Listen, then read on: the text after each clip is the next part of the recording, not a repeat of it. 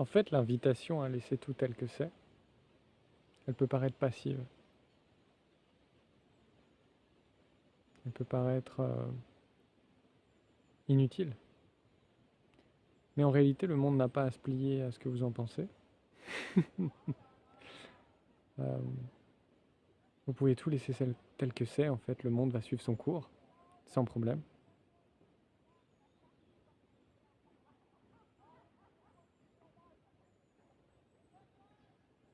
Il n'y a rien qui puisse être changé, en fait, dans cet instant.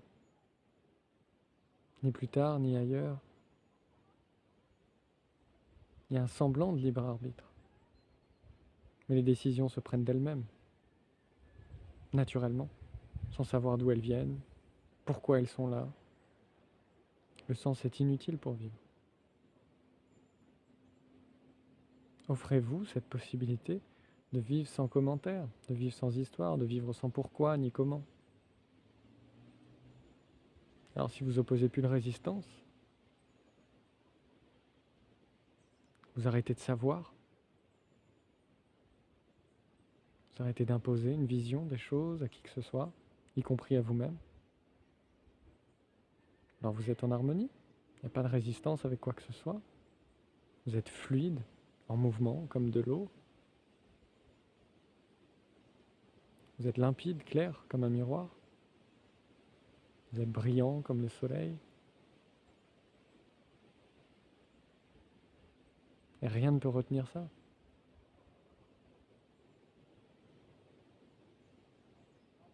Tout se fait et se défait. Pas besoin d'en faire tout un plat.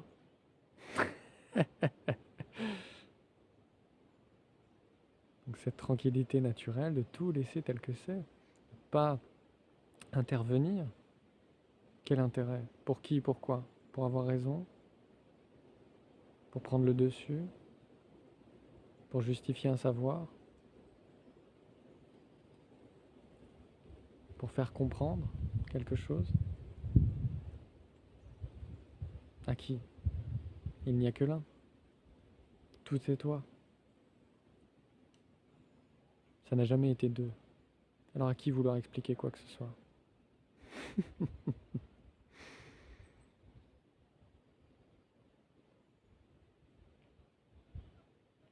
Tout laisser tel que c'est.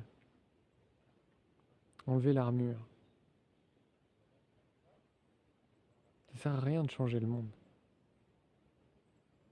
Il faut déjà commencer par reconnaître que l'amour est tout ce qui est.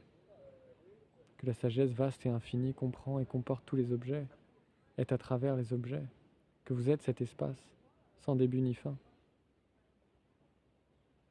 Que vous êtes cet amour en fait, qui permet à toutes les formes d'être, d'émerger, tous les objets, toutes les causes de se produire, et puis de disparaître, de se dissoudre.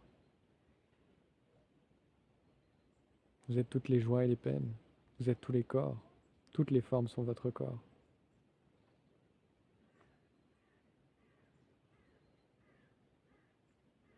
Si tout est vous, pourquoi se battre avec quoi que ce soit? Pourquoi réagir avec qui que ce soit? Ça n'a pas de sens. Tout est à sa place déjà, dans cette grande danse immobile.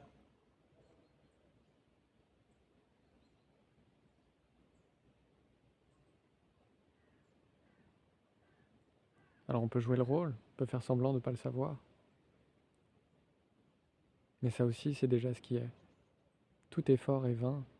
Tout effort et tout non-effort est cela. Que vous le fassiez ou pas, que vous le compreniez ou pas, que vous regardiez des satsangs et des vidéos YouTube ou pas, que vous soyez spirituel ou pas, que vous ayez un jardin ou pas, que vous aimiez le navet ou pas, ça ne change rien, fondamentalement. C'est toujours ce qui est. Et cet amour vous berce depuis toujours. Cet amour sans substance, ni début ni fin, est la plus grande puissance possible, puisque rien ne peut l'arrêter.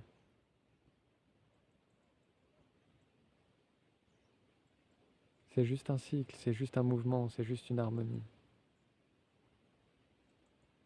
Laissez de côté le savoir, laissez de côté le mental et ouvrez le cœur. Laissez de côté les mots et abandonnez-vous à cet espace tel qu'il est. Tout se produit sans effort, là tout de suite. Pour entendre ces mots, aucun effort à faire. Pour que le corps se gère, aucun effort à faire. Pour que le monde se déploie, que les oiseaux chantent, que les arbres poussent, que les nuages se déploient dans le ciel, aucun effort à faire. Mais est-ce que c'est la pluie qui fait le nuage ou est-ce que c'est le nuage qui fait la pluie?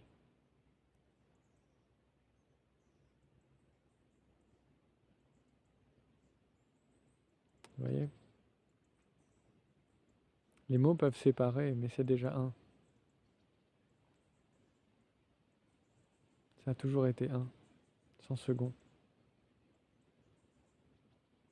Que vous fermiez les yeux pour méditer ou pas, que les yeux soient ouverts, quelles que soient les expériences, les émotions, les joies, les peines.